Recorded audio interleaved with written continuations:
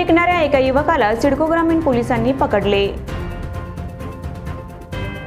घोरपड खाणाऱ्यांची संख्या वाढल्याने घोरपड तस्करी आणि विक्रीचे प्रमाण वाढले आहे।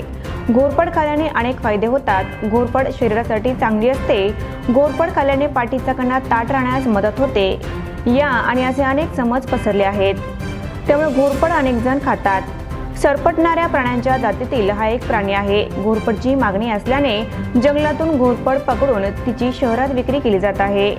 ग्रामीण पोलीस ठाणे हद्दीतील चंदासिंग कॉर्नर येथे एक जण घोरपड विकत असल्याची माहिती पोलिसांना मिळाली।